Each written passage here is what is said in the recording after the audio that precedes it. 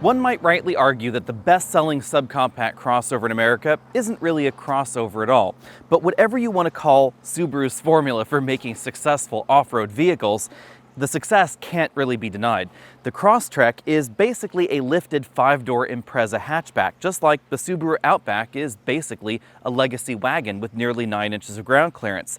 This formula has proved incredibly successful for Subaru.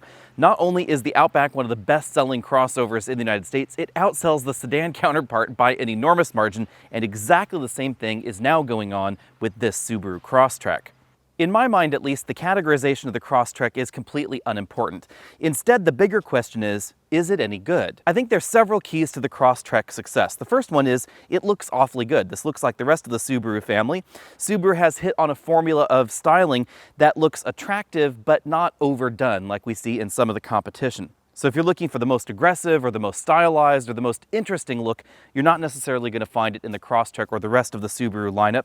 But if you want a design that is elegant, restrained, and will age pretty well, I think you will find that in all the modern Subarus. One of the other keys to Subaru's success is pricing.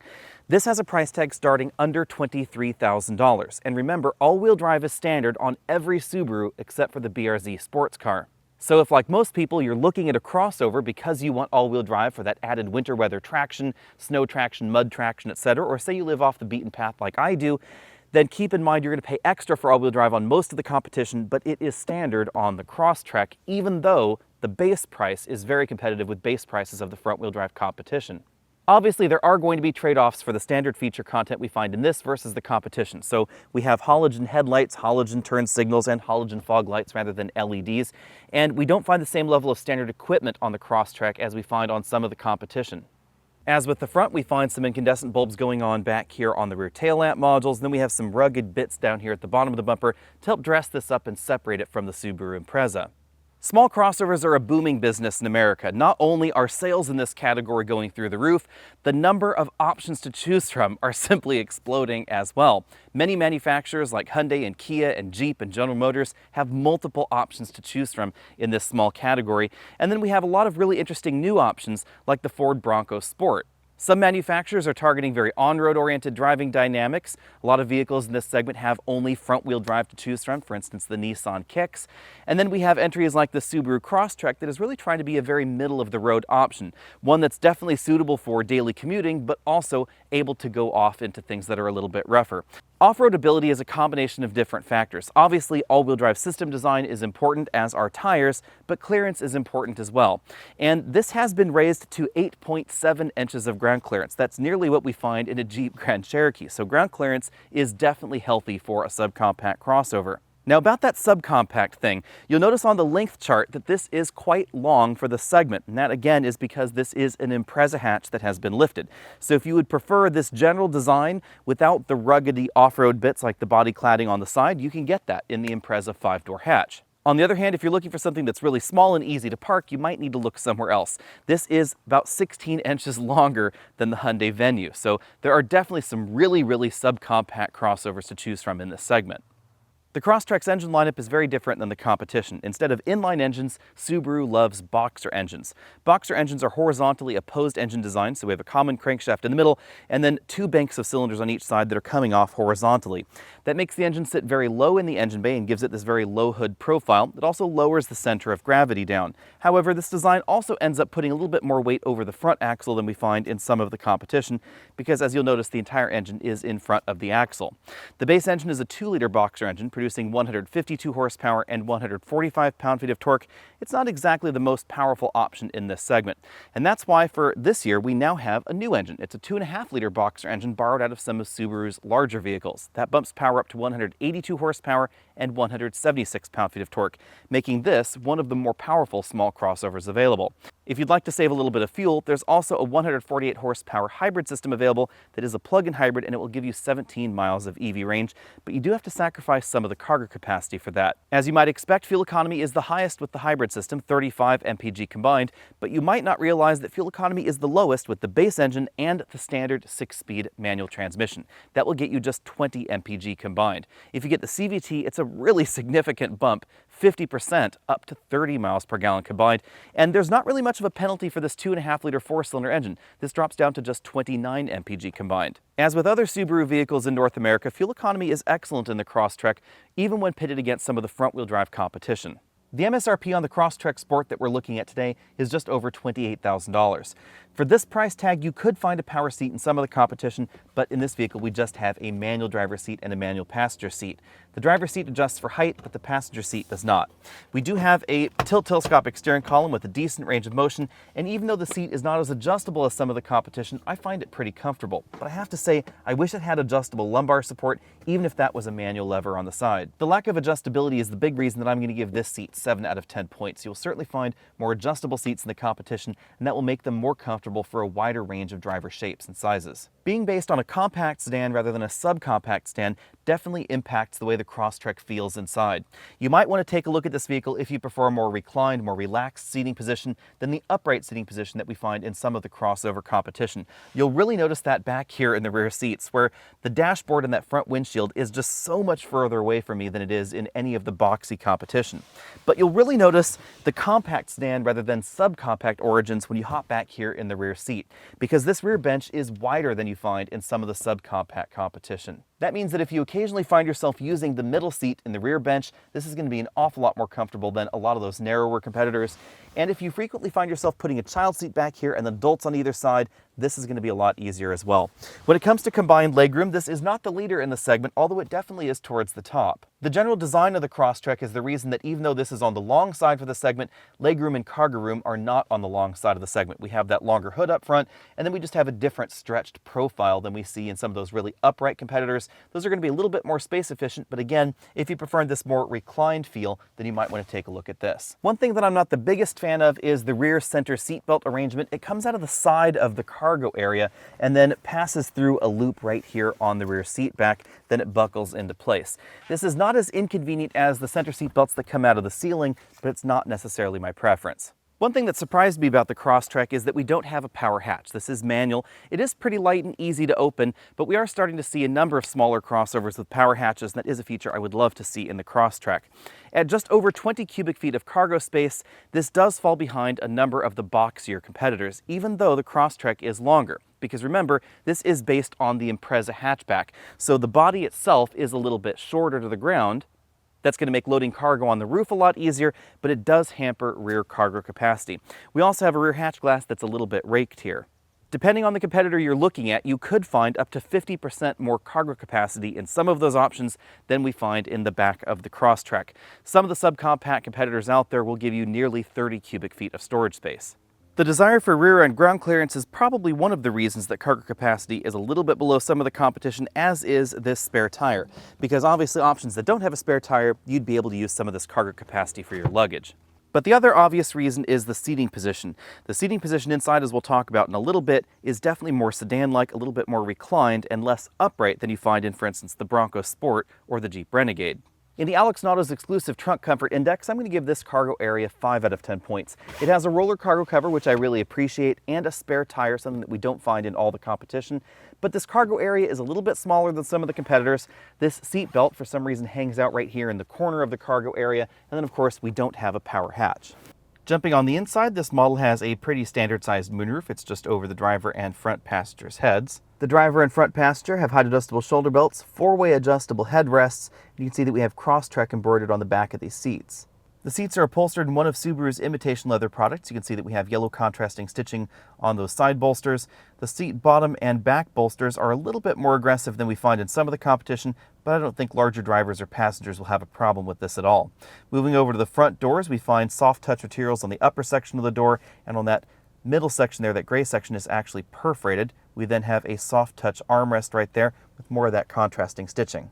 It seems that no sport trim would be complete without faux carbon fiber, so we find some of that right there by that door handle. And then moving over to the dashboard, we find basically the same dashboard that we find in the Impreza sedan. Some more of that stitching going on the door panel to help dress it up a little bit. Sort of a metallic effect trim strip right there. And then we have a bin-style glove compartment below. I had no problem fitting a larger tablet computer inside. In the middle of the dashboard, we find two displays, one up top that gives us things like the clock, the exterior temperature, some climate control readouts, and then we have a touchscreen infotainment system lower.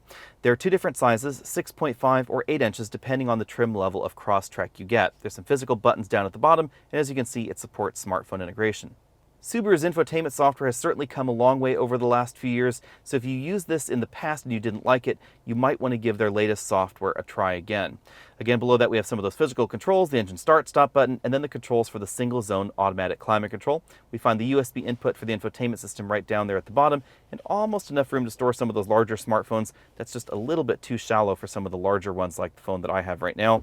We have a pretty traditional console shifter, drive down there, manual mode over to the left, and then this does not toggle for gears. You have to use the paddles on the back of the steering wheel. Behind the shifter, we have a traditional handbrake. This is also where we find the X mode button. This is sort of Subaru's off-road mode.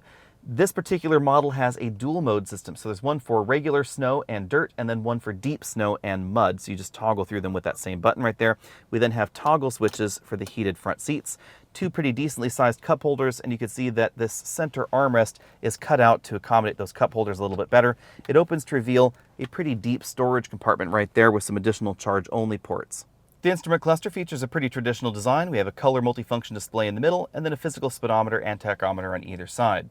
The steering wheel is a round 3-spoke design with sport grips up top. It's leather wrapped in this model, and then we have the yellow accent because we're in the sport trim. These toggles control the multifunction display between the speedometer and tachometer. This info button actually controls the smaller LCD right there above the infotainment system.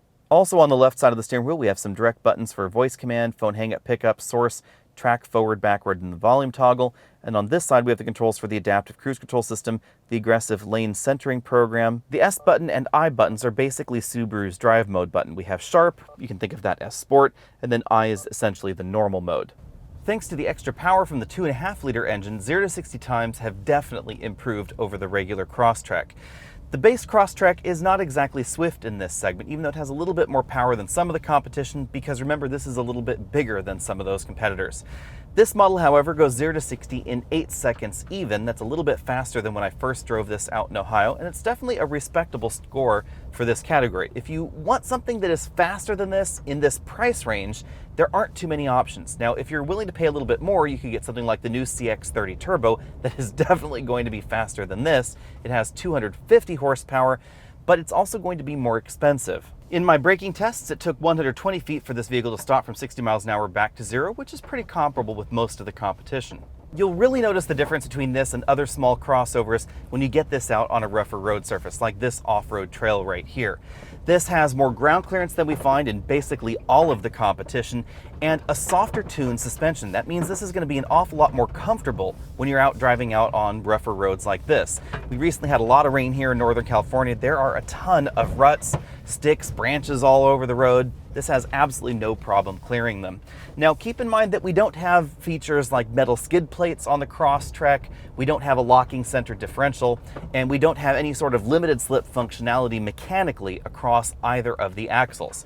We do, however, have Subaru's traction management system, which will try and act like a limited slip differential and send power where it's needed, but it's not a mechanical system like you do find in some of the larger and more expensive vehicles on the market. If we're talking about on-road handling, I give the Crosstrek a B+. Obviously, there are going to be trade-offs in a vehicle's design, and one of the trade-offs for giving this vehicle the kind of off-road ability and soft-road ability that we see here is that it's going to be a little bit higher off the ground, it's going to have a little bit more body roll, a little bit more tip and dive, and not have quite as neat and tidy of a feel out on the road as we find in some of the more on-road design competition. So, for instance, vehicles like the Hyundai Kona has a very on-road mission, it has a great steering and handling feel to it, but it's not going to be as off-road capable. It certainly doesn't have the kind of ground clearance that we find in the Crosstrek.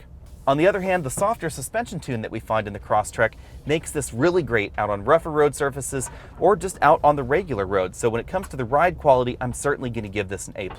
If you're looking for a small crossover that has a really great highway ride, the Crosstrek is definitely going to be one of those options. And you'll really notice that when you get out on rougher roads like the one that I'm on here, this soaks up the bumps and the big holes in the pavement and the grooves that have been worn in by the rain really well. A common complaint about many crossovers and SUVs is that their ride quality is just a little too stiff. So if you are spending 30-45 minutes out on a rougher trail like this, say you're at a national park and you're going to that favorite camping site of yours, it can really be a tooth-jarring experience after about half an hour. You start getting tired kidneys, etc. And that's something that I really noticed, for instance, in the Honda Passport. It has the off-road ability that you'd expect, but not the suspension tuning that you'd expect at a vehicle with that kind of name. In my cabin noise test at 50 miles an hour, obviously not on this road surface, we got 73 decibels in here, making this a little bit louder than some of the competition. So if you're really concerned about having a quiet, isolated ride, that may be somewhere else. But on the other hand, if you're looking for that supple ride in terms of the ride quality, that's definitely going to be the Crosstrek. Over a week of mixed driving, I've been averaging just over 29 miles per gallon, 29.2 to be exact. So when it comes to fuel economy, I'm going to give this an A. There are going to be options in this segment that are going to give you better fuel economy, but most of them will be front-wheel drive vehicles, and the all-wheel drive options that have better fuel economy will have significantly less power than this. Now again, this is not the most powerful option in this segment. You could get something like the Mazda CX-30, which is going to be significantly swifter, but it's not going to give you the fuel economy that we find in here. And of course, you're not going to have the same feel when you get out on roads like the ones that we're driving on now. Again, this is exactly what the Subaru Crosstrek was designed for. Now obviously, if you're looking for the ultimate rock crawler, that's not going to be the Crosstrek. This all-wheel drive system just doesn't have the design for some of those really, really aggressive off-road situations. But for the terrain that you're going to find out in most national parks, BLM properties, etc., if you're going a little bit off the beaten path to go camping or mountain biking, this is going to be an absolutely excellent companion. It's easy to see why the Crosstrek is one of the best-selling utility vehicles right now in America. It starts at $22,245 and all-wheel drive is standard. If you're interested in a manual transmission and all-wheel drive, this is also one of the very few options available in North America. Although statistically, most of you are going to be interested in the CVT because the manual transmission doesn't really sell in great quantities. Now, if you want the bigger engine, which is of course what I was driving today, then you're going to have to step up into the Sport trim that starts at $26,495. And if you get carried away with all the options on the limited trim, that will set you back $30,390 before tax, title, license, and destination. As far as small crossovers in America go, that's definitely an aggressive starting price, although not as aggressive perhaps as we see in some of Subaru's other models compared to their competitors. Let's dive into the first of the competition for the Crosstrek. That obviously is going to be the Jeep Compass, the former bestseller in this segment.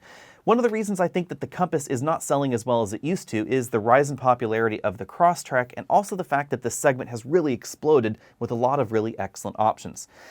The Compass's claim to fame has always been effective base pricing that's pretty low. So it starts at $23,915 for the front-wheel drive model with the 6-speed automatic transmission. So the automatic is standard, not optional there.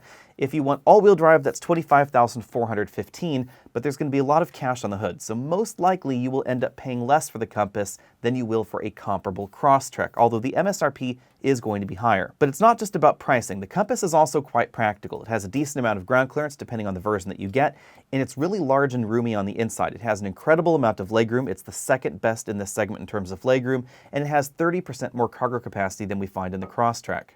The automatic transmission is standard, and if you're not a big fan of the ZF 9-speed automatic transmission, it does shift a little bit differently than normal. Then you can get the front-wheel drive model if you don't need all-wheel drive, and you get a traditional 6-speed automatic transmission made by Aisin. That's basically the same transmission that we saw in the previous generation Toyota Camry. If you're looking for a boxier experience with more legroom, more headroom, and more cargo room, that's definitely going to be the Jeep Compass. But as far as performance goes, the Crosstrek Sport, especially with its larger engine, is going to be the option for you. That's mainly because the Jeep Compass is a little on the heavy side, even though it's a little bit more compact than the Crosstrek on the outside. Next up on the sales chart, we have the Chevy Trax, but I'm not going to talk about the Trax. Instead, let's talk about its replacement, the Chevy Trailblazer. The Trailblazer is incredibly inexpensive. It starts at $19,000. They've been really, really aggressive at the pricing on this model. And even though you will pay extra for all-wheel drive, it's going to be pretty darn close to the Crosstrek at $22,345, but the automatic transmission is standard, so that actually makes it less expensive than a comparable Subaru. And that uses a GM 9-speed automatic. It doesn't shift anything like the one in the Jeep Compass because it's a completely different transmission. There are two different engines in the Trailblazer, a base 1.2-liter 3-cylinder turbo and an optional 1.3-liter 3-cylinder turbo. The 1.3 is going to be the more powerful option, but neither of these is going to perform quite like the up-level option in the Crosstrek. On the other hand, they are incredibly efficient, so if you're looking for an inexpensive, efficient option with a traditional automatic transmission, and a surprising amount of room on the inside, that's certainly going to be the Trailblazer.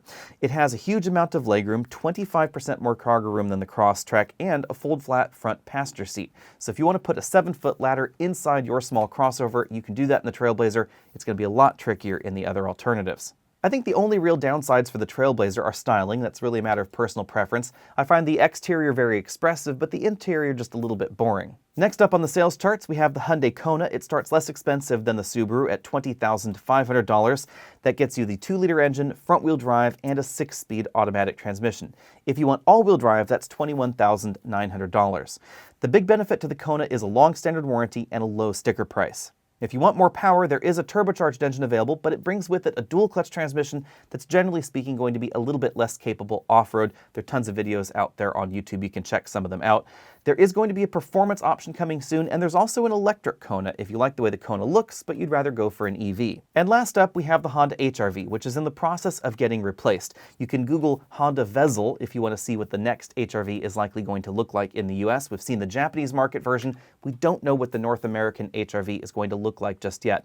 But at the moment, the HR-V is $21,220, $22,720 if you want all-wheel drive. So still pretty close to the Crosstrek. The big benefit to the HR-V is that it's very roomy inside. It has the most interior legroom that you'll find in this segment because of the way that the HR-V is just proportioned. It has a really stubby hood. It has a really boxy profile, very upright seats that gives you a lot of legroom and a lot of interior volume in a really efficient package.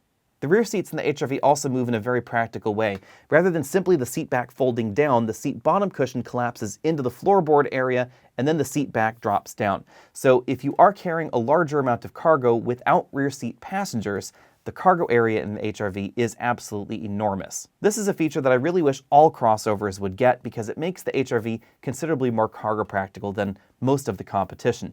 Now, unfortunately, the front passenger seat does not fold flat in the same way as the Trailblazer does. In the Trailblazer, it folds forward to create a flat area with a plastic backing where you can put cargo on top of.